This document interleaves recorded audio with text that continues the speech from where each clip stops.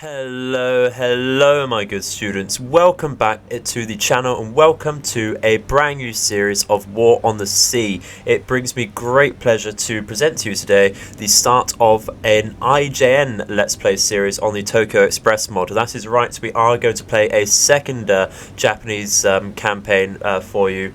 Do want to do it on the Tokyo Express mod as well, simply because as with the US one, it's just more to it, more challenge, more ships, more things to play about with. So having said that, we're going to go straight to the strategic map and see what we have set out for you today.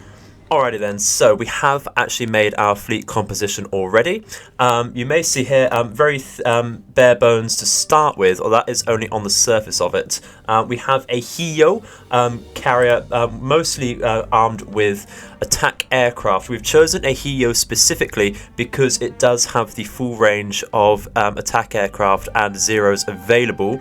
Not the highest in number, does only have 15 zeros in total and 18 vowels and cates available, but that is absolutely fine. We've chosen that because it doesn't cost a huge amount. It does cost 80 points, but that is of course a lot cheaper than the Shokaku at 120 points. And the object of using this, the goal of using this particular ship is we're actually going to use it rather passively to begin with. We are going to try and conserve our planes to begin with. We are going to use mostly the zeros to start with actually, until we sight any very high priority targets close to Guadalcanal, because the strategy for the start of this campaign, the opening moves, is actually going to not necessarily to attack Guadalcanal, but we are going to keep a very close eye on it. We do have 900 troops and 200 supplies, or 2,000 supplies rather, already on Guadalcanal, but they will diminish very quickly. They will be absolutely obliterated within the first opening days of this campaign, from my experience. And you can see that from the bar here, the victory bar over there. And we don't have the highest amount of troops and supplies actually to contend with that at the moment. We would have to spend all of our command points actually to create a surface fleet able to transport enough troops and such over there. And you know, I don't think that's a very fair trade at the beginning of the campaign. I want to actually get some ships out that can actually start getting some map control about. So what we have done is we have begun with two heavy cruisers, a Mogami and a Tonne. These are very particular choices because they have a higher stock of jakes, specifically the Tonne does as well, than other heavy cruisers in the Japanese Navy. So we've chosen those for the jakes, like I say, and those are going to be our main scouting forces actually to begin the opening stages. We don't need to scout out too much of the map.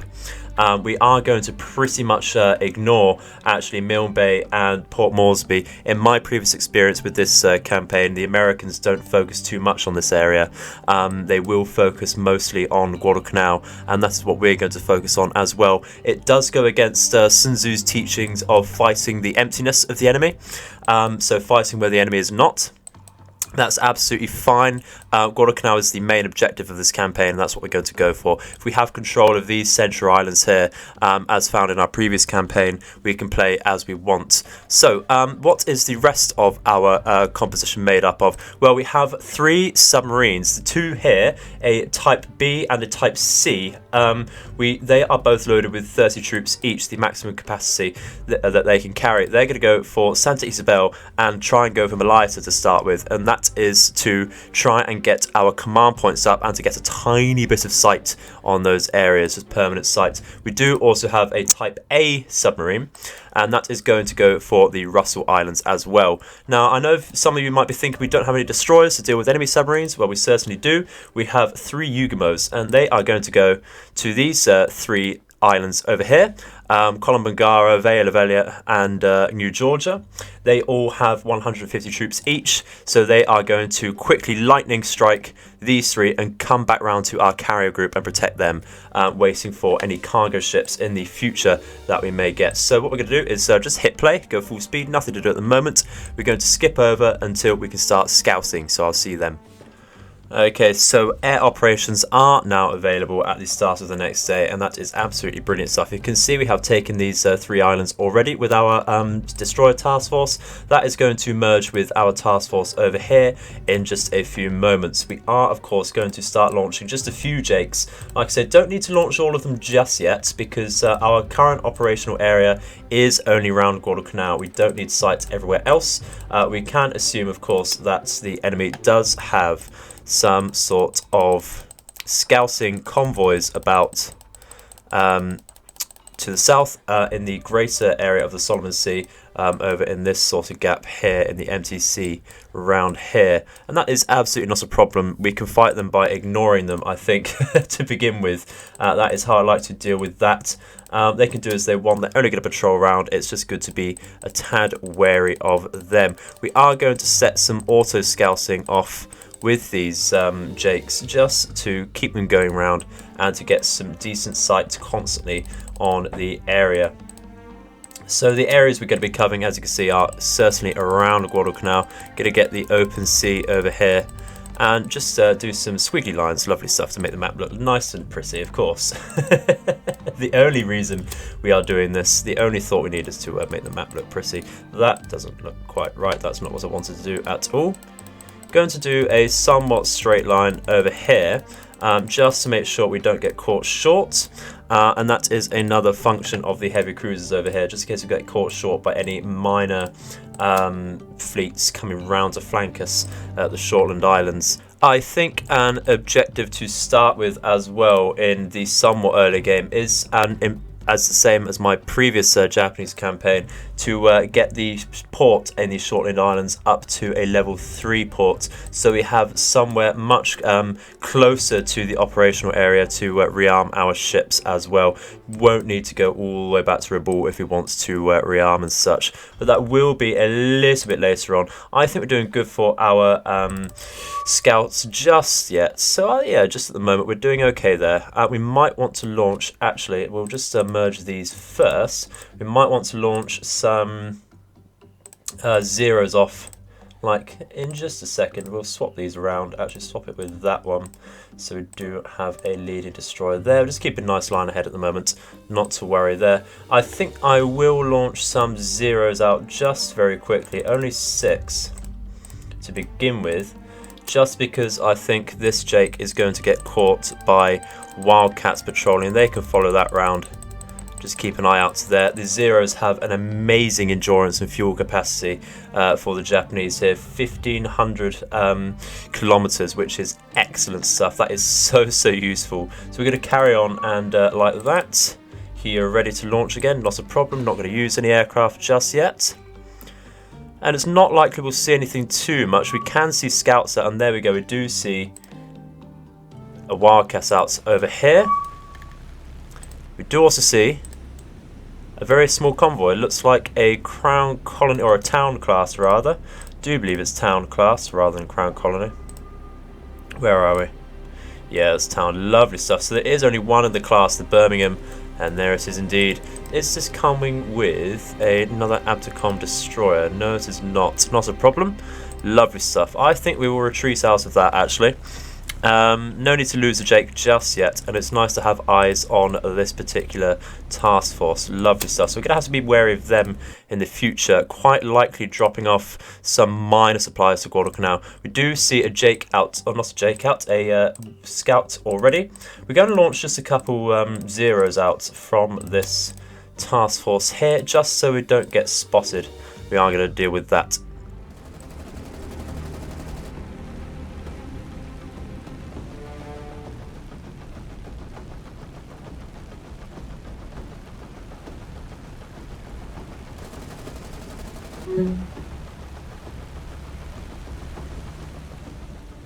Alrighty then, so not too long after our scouts have got some distance into enemy territory, we have spotted a possible carrier about, and that is something that is going to be ever present, very ubiquitous throughout this playthrough, is the American carrier play, and that is because they have so many useful carriers. Of course they do have the well-known Hornets and such. Why is this not letting me go? There we go. They do have the not the Hornets, the main carriers like the Yorktown, the Lexington, and the Wasps about, but they do have a massive amount of bogues available as well. They have 11 possible bogues out, mostly Wildcats, which will be a problem in themselves. Won't let us have any air superiority if this is what we're going for. We are going to scout this out and see exactly what we're dealing with. We're not going to try striking it just yet, of course, because we have nothing in the area. Doesn't appear that there is anything just here. There we go, lovely stuff. What are we dealing with then? Oh, that's a Yorktown. That is very, very nasty to begin with. That is a very horrible aircraft to start your game with. They also have a Portland heavy cruiser. Interesting stuff. A Cleveland, another Cleveland, 3 Clevelands, Jesus Christ, and a New Orleans. This is one hell of a nasty task force. This is disgusting, and they have launched Wildcats. We are going to leave that, not a problem. We do like to cheese our games a tad. I will put that out there. Anyone who's kept with me for a while does sort of know that, but that's absolutely fine. I don't want to have any horrible early losses. I know it's only a Jake, and we do have quite a few of those, but I don't want to lose them, as I say. So that's something to mark. I'm going to just put a pin down like that, but like I say, we have nothing really to strike it just yet. Certainly not going to send in the aircraft with all of those possible Wildcats and the AA protection there. This is quite likely a second group. We're not going to scout that out just yet. There's absolutely no need. Just wanted to check what sort of aircraft carrier they had in the area there, and that is rather bad news. I was actually hoping it was more of a bogue, to be honest. But as long as we don't get scouted out, as long as our own CV doesn't get scouted out, we should be absolutely fine there. So let's carry on. Alrighty then, so just a small update. We have lost a 0 to a Walrus simply because it didn't decide to fire on the Walrus on its approach there. Rather horrible, actually. I'm just going to tell everyone specifically to go to its last known location. That is not doing as I want it to. Tell it to brake. No, okay, great stuff. There we go. Lovely stuff. So yeah, this Walrus sighted not too far away from the Shortland Islands, trying to scout out our aircraft carrier by the looks of it. And actually, because they are such short range aircraft, that does mean we do have some sort of task force very close to our carrier already, and that is horrible news to us. Absolutely disgusting. So we are trying to shoot this down, of course, just to make sure it doesn't spot our aircraft carrier. But of course, zeros being zeros and not wanting to do that, lovely stuff. There we go. Let's try and shoot it down this time, maybe. Let's tell everyone to actually attack it, because sometimes they go for auto attack and sometimes they don't. We are under fire from it already. Shameful display to lose a 0 to it already. Hopefully it doesn't rack up too many kills. We are going to tell it to fire manually because, like you see, it doesn't want to fire by itself on the approach there. We are going to go to the second 0 coming in and tell that to fire manually as well.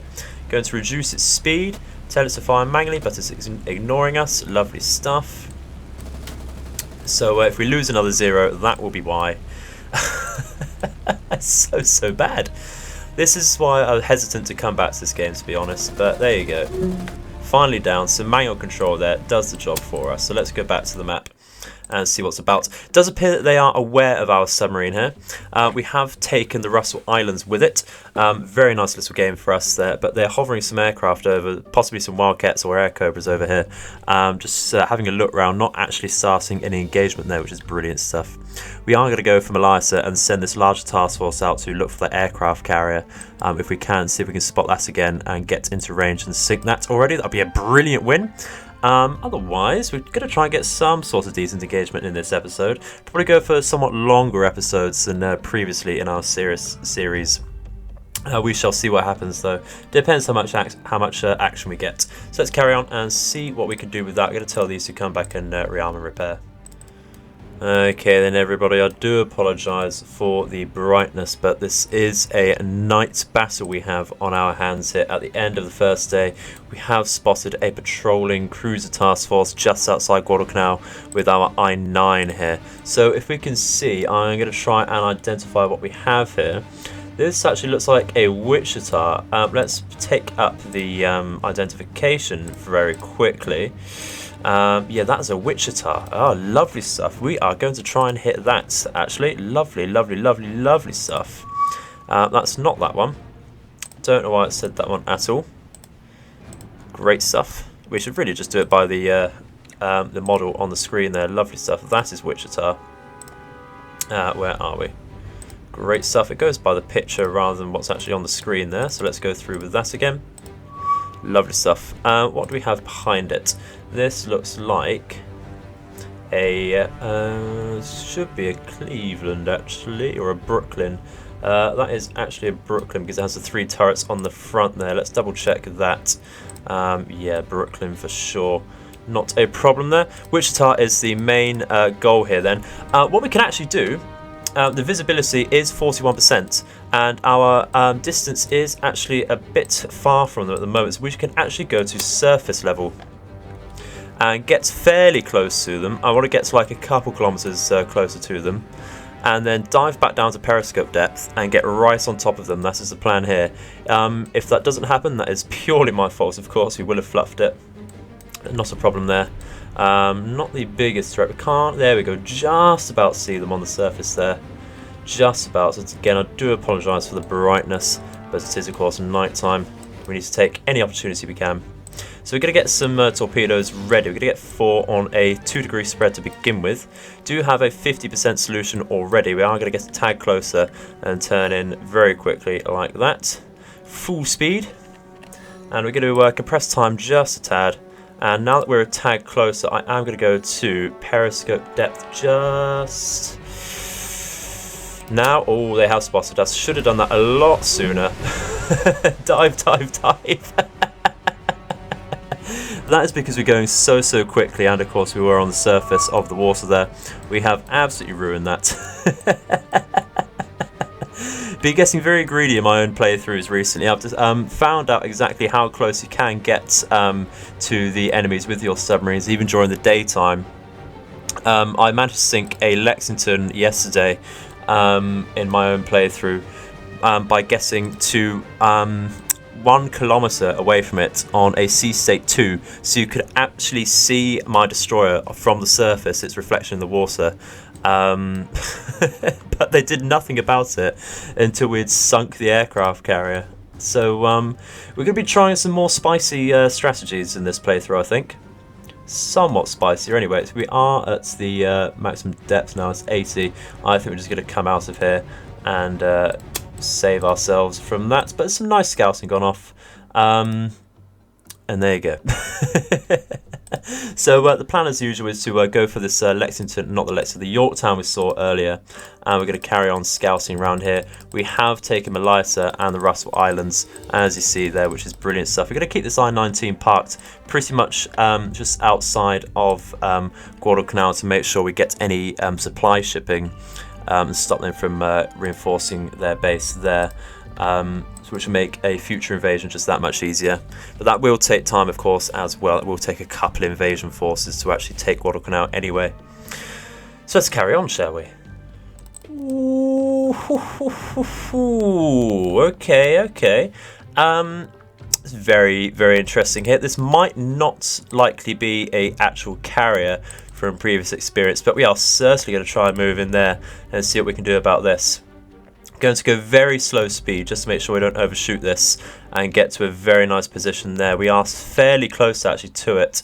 Just going to pull, actually no, I don't think we need to. I think we're on a decent course there, and I think we're going to go into tactical now. So we should have some decent visibility here. Where are they? There they are, just at 180 there. What exactly does that look like on the map? 180 should be just behind us pretty much. Yep, lovely stuff. So let's turn around, turn to that, so we get our scope up. There we go. What have we got? Oh, a lovely line ahead, and a Clemson over here as well. So this does actually look like a supply task force rather than a carrier task force, and that is absolutely fine there. We just need to figure out exactly what is likely carrying troops and supplies rather than fuel, because it does look like we have a Patapsco here and a Submarine over here. So I think the higher priority actually is this particular ship here. So we're going to identify that properly and try and find out exactly what we're dealing with there. Just going to fast forward while we're turning round. It's Nos Macaulay. I think it's a C2 perhaps. Just going to stop turning there like that. That's a decent lead there. We'll get a bit closer. I think it might be a C2, like I say. What is the difference between that and the C3? Okay, so there's more mass, it's just a longer ship on the C3. Couldn't be anything else, could it? Could be a Haskell, actually. We're going to go by the deck here. And the paint. Does look more like a Haskell, actually. How does that affect our solution if we do that? Yep, it's going all the way up there. Lovely, it's very likely a Haskell. And that would be carrying more troops and supplies rather than engineering and stuff and fuel like this particular Submarine here. And that is lovely, so I think that's a very nice target for us today. So we're actually going to fire off 3 torpedoes, and we're going to fire them on a 1 degree spread to begin with. We're going to get a lot closer and try and get a very nice solution off there. Where do they go? Lovely stuff, lovely stuff. So we are 8 kilometers away from them. I want to get to about 6 and just watch the solution climb up a little bit. Wouldn't mind a 75 solution at least. We're very close to it, dipping between 70 and 73. So we're going to get our scope up and just have a look at the formation there. The escorting light cruiser, is that a Brooklyn or a Cleveland? What have we got here? So that's a Brooklyn again, and that's not a problem at all. That won't be carrying a lot, neither will the destroyers. Not enough to actually make a difference.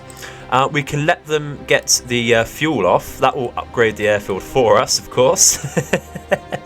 Free upgrades of the best upgrades, of course. So we do actually have an 80% solution now. We are 5.8 kilometers away from them at a very decent lead there. So I'm actually going to press fire now. I say now, just give it a little bit more time. I might just turn our ship over a little bit to get a better lead. There we go. And that looking very nice indeed. Actually, looking very, very nice indeed. So yeah, let's fire that off. I'm actually going to fire 1 more torpedo just to make sure we get this. So it's only on a 1 degree spread though. Let's go to normal speed so we don't overshoot while we're thinking about this. Tell you what, we'll only take 2 to sink it. Let's fire 3 and conserve our ammunition to begin with, shall we? We can try again if we don't actually hit anything. And you know what? Because we have enough torpedoes left, I'm going to get somewhat greedy and actually wait for our torpedoes to fire off. That is all of them. Lovely stuff. Let's stop targeting the Haskell and actually go for the Brooklyn here. Let's go for CL Brooklyn. Lovely stuff. We can wait for the solution to build up a tad there. And how many torpedoes we have left? We do have 3 left. Lovely stuff.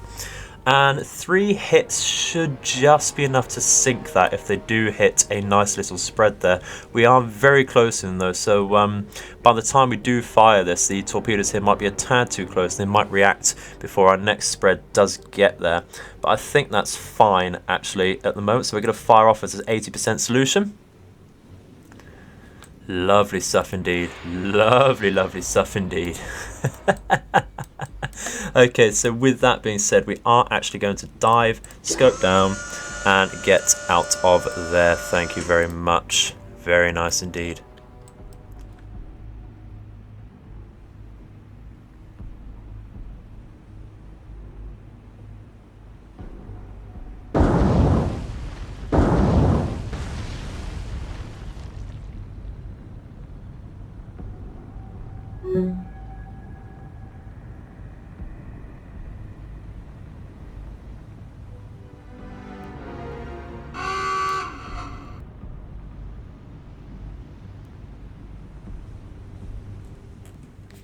And a very nice strike indeed, thank you very much.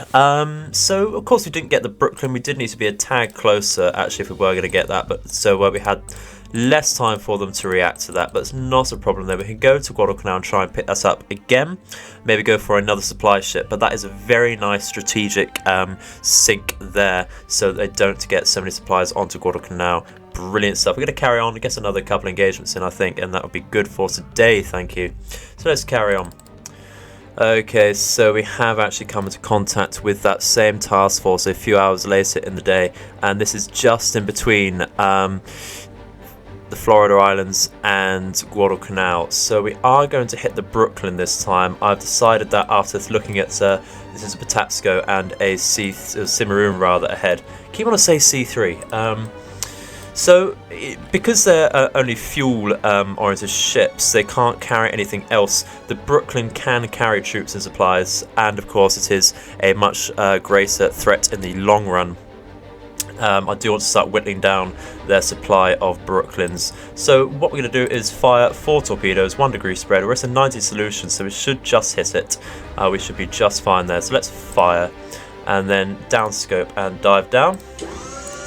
And escape, thank you very much.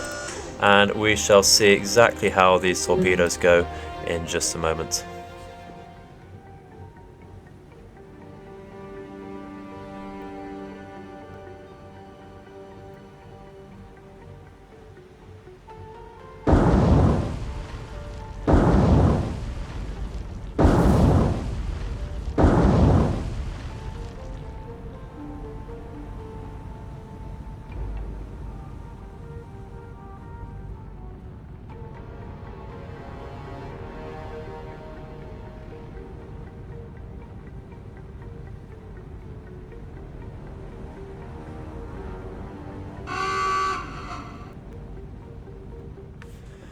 And there you have it, lovely stuff indeed. That was sighted just here. We do have 8 torpedoes left. We are going to have to send this submarine back to rearm very soon, but not a problem there. Going to circle it round to see if we can pick that up again, perhaps get that Submarine and see what we can do with that. It's why I love having Japanese submarines, why we have more than our American campaign already, because they're just so much more reliable, so much better, and so lethal because of it. I just absolutely love them. So we are going to be relying on submarines for the majority of our opening stages here, and that is absolutely fine by me. Thank you for asking. So let's carry on. The enemy carrier was sighted retreating down here, so we are sending our 2 submarines down to try and catch up with that. It is of course a lot faster than us. But that's not a problem there. If we do catch it, perhaps we will catch it unawares, and that's how we like to do it. So we're going to carry on and see if we can get to day 2 and see if we can catch anything else in that time. Look at this! Look at this! Oh shit! Oh, we're facing the wrong way! Rear firing torpedoes, please! Oh no! Look at that! We're right on top of them, and they're just about to launch their supplies off to Guadalcanal. Oh dearie me! We're just gonna have to turn around and see if we can get this Submarine rather. We've not spotted it just yet. It's because we do have our back to it. Get a fast forward. Yep, they sighted us. Let's run away. Let's run away. Let's run away. We should have retreated straight away from that. Jesus Christ! Oh dear, but it's okay. We sunk the what was it, Haskell earlier, knowing that we're going to leave the fuelers to get onto Guadalcanal. That's absolutely fine. We can deal with that. So we're actually going to ignore them now. I think they will be empty supply-wise in just a few minutes, which is absolutely fine. So going to carry on once again, see what we can get. Does anyone remember that task force with the Town class cruiser in it from earlier? I certainly do. It's just here once again outside of Guadalcanal. So we are going to expend near the limit of our torpedoes, hopefully now with our I9. We are just going to try and get a tad closer and turn around to get a bit of a lead on it there. Because our solution was not what we want it to be. We are very close to them, 4.3 kilometers away. So we are going to get our scope up, try and see if that helps, and get a decent solution off. We are going actually to go to normal speed now. I know some of you are not particularly accustomed to the 5 times speed there. But honestly, when you're racing around with these submarines, I think this is the way to go.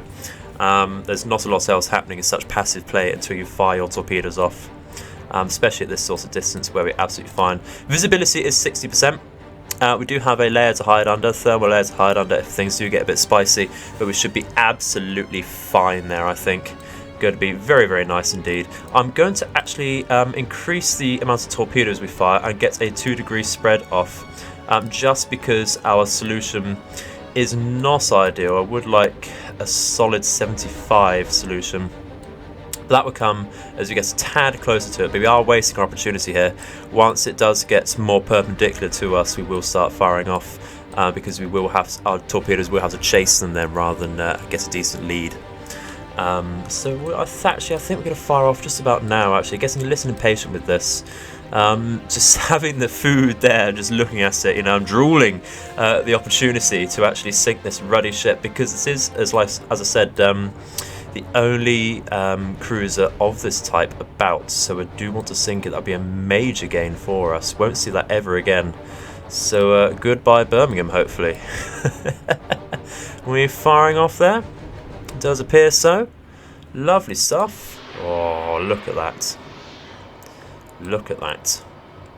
And I think that'll be our final mission with the I-9. We do only have 3 torpedoes in total left. So we're going to dive down to, we take our scope down, go down to 70 meters below sea level, under that thermal layer, and actually stop moving. And that'll be brilliant stuff there. Lovely, lovely stuff. Stop moving. Hopefully this will hit the lead. Of course, never looks particularly nice at this sort of distance until you get too close, and we'll be able to see then. But it doesn't take the eye of an eagle to see that the sun has risen, does it? So let's carry on. And fingers crossed, really, because I do want this final strike of the operational day to actually be a decent one.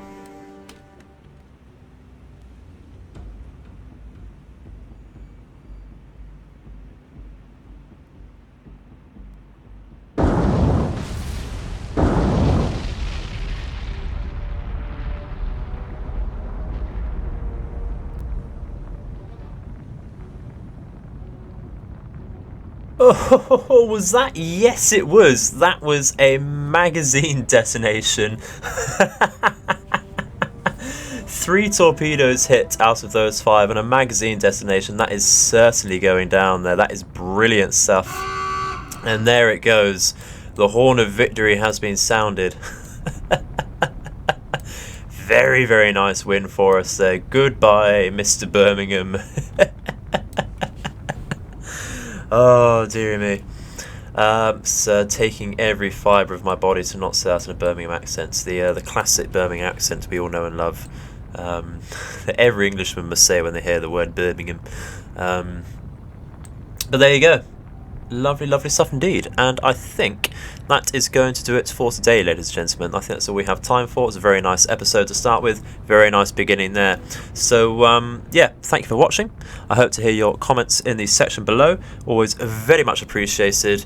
So I'll see you in the future. I've been the Edified Gamer, and I hope your nights and days are auspicious. Goodbye.